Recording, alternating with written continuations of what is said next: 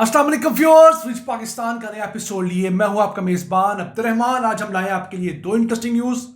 पाकिस्तान की सबसे बड़ी टेक्सटाइल मिल के अंदर मजीद दो फैक्ट्रियां लगने का आगाज हुआ है। 100 एकड़ का ये स्पेशल इकोनॉमिक जोन है। चाइनीज इन्वेस्टमेंट आ रही है $150 मिलियन की और 25,000 नौकरियां इसी साल क्रिएट होने जा रही हैं।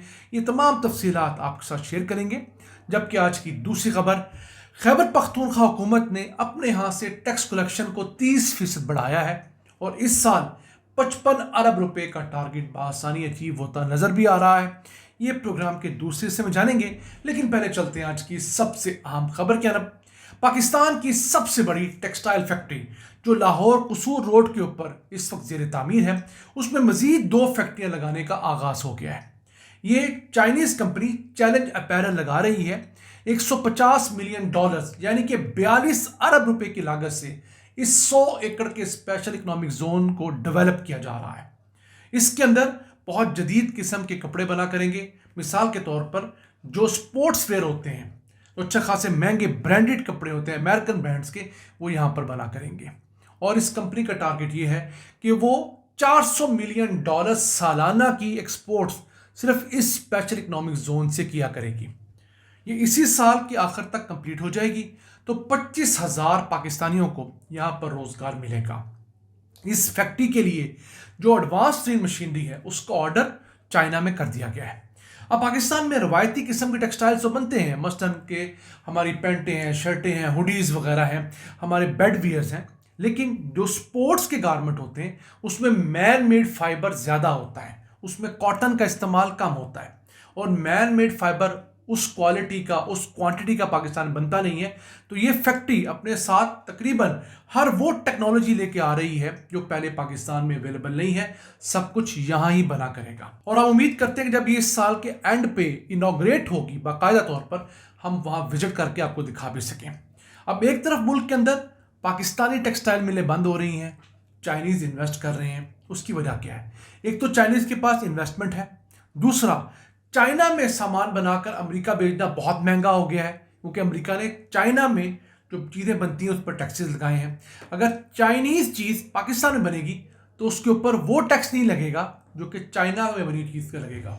फिर उसके बाद पाकिस्तान की जो मिलें हैं उस वजह से बंद हो रही हैं। बिजली बहुत महंगी है, गैस बहुत महंगी है। तो ये जो ग्रुप्स आ रहे हैं ये सोलर के ज़रिए अपनी बिजली खुद बना रहे हैं और बनाएंगे भी। इनके पास इन्वेस्टमेंट है, ये अपने कई कई मेगावाट के सोलर पैनल के पावर प्लांट लगा लेते हैं और बिजली प्रोड्यूस करते हैं। अगर इन्हें कहीं गैस की ज़रूरत पेश आती है तो गैस की जो नई टेक्नोलॉजीज आ रही हैं बायोमास के ज़रिए गैस बनाने की या बायोगैस बनाने की, उन चीज़ों को ये अवेल करते हैं, उसमें इन्वेस्ट करते हैं और अपनी ज़रूरियात पूरी करते हैं। इन वजूहात की वजह से ये निस्बतन बेहतर सर्वाइव कर जाते हैं। पाकिस्तान में जो मिलें हैं उन्हें हुकूमत की सपोर्ट चाहिए ही चाहिए। या तो हुकूमत उन्हें सोलर पैनल लगा के दे दे, वो भी हुकूमत के लिए बारे में नहीं है, या हुकूमत उन्हें वो रेट पर बिजली दे जिस रेट पर बांग्लादेश और इंडिया की इंडस्ट्री को मिल रही है। इस हद तक हमारी इंडस्ट्री की जो डिमांड्स हैं वो जनमन है कि अगर आपने हमसे कंपटीशन करवाना है दुनिया भर में तो हमें आप जो एनर्जी के प्राइसेस हैं वही दें जो हमारे कंपटीटर को उनके मुल्कों में मिल रही हैं। देखिए, जो बांग्लादेश है वो भी अपनी एनर्जी की मेजर डिमांड जो है इंपोर्टेड फ्यूल से ही पूरी करता है। बांग्लादेश में को बहुत ज़्यादा गैस प्रोड्यूस नहीं होती, ज़्यादा एलएनजी इंपोर्ट करके गुजारा करता है। तो अगर बांग्लादेश दुनिया से महंगी एलएनजी इंपोर्ट करके अपनी इंडस्ट्री को दे सकता है तो हम क्यों नहीं कर पा रहे? हमें इस मुतालिक सोचना चाहिए। फिर बांग्लादेश भी बिजली बहुत सारे फॉसिल फ्यूल से पैदा करता है, तो वो कर रहा है तो हम क्यों नहीं कर पा रहे?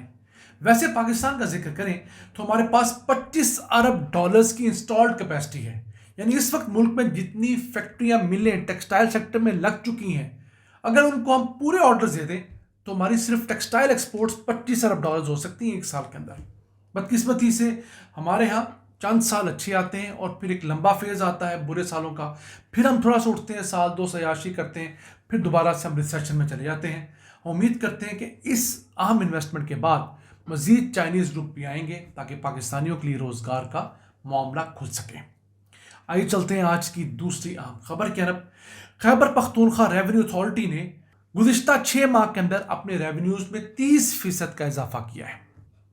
और उम्मीद करते हैं कि इस साल का जो उनका 55 अरब रुपए का टारगेट है वो इजीली उनको अपील कर लेंगे। अगर देखा जाए तो पिछले साल उन लोगों ने कोई 23.8 अरब रुपए कमाए थे। इस साल इन्हीं 6 माह के अंदर 26.62 अरब रुपए कमा लिए हैं। सबसे ज्यादा इजाफा किया है सेल्स टैक्स कलेक्शन में। 2024 के आखिरी 6 माह के अंदर इसी अथॉरिटी ने 17 अरब 92 करोड़ रुपए कमाए थे और 2025 के आखिरी 6 माह के अंदर इसी अथॉरिटी ने 23 अरब 26 करोड़ रुपए कमाए हैं, 5 अरब 34 करोड़ रुपए इजाफी कमाए हैं। एक चीज में कमी भी हुई है, वो बताना भी जरूरी है। इंफ्रास्ट्रक्चर डेवलपमेंट सेस, जो एक किस्म का टैक्स लगाया गया है ठेकेदारों के ऊपर, उसमें कमी हुई है। 2024 के 6 माह में 5 अरब 90 करोड़ रुपए हासिल किए गए थे।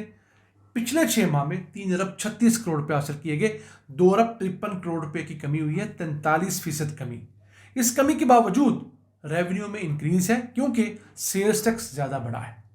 तो हमारे अब जो सूबाई इदारे हैं और जो सूबाई हुकूमतें हैं वो अपने यहाँ मुख्तलिफ सर्विसेज के ऊपर टैक्स लेती हैं। मसलन डॉक्टर से, इंजीनियर से, आर्किटेक्ट से, ब्यूटी पार्लर वालों से, आपके जो बड़े बड़े शादी हॉल हैं, मार्किज वाले हैं, इनसे टैक्स कलेक्शन अब बढ़ रही है आहिस्ता आहिस्ता। तो पाकिस्तान के अंदर एक लोगों की बड़ी तादाद ऐसी है जो कि अच्छी खासी आमदन कमाते हैं, लेकिन उनके ऊपर कानूनी तौर पर जो टैक्स लागू होता है वो टैक्स अदा नहीं करते।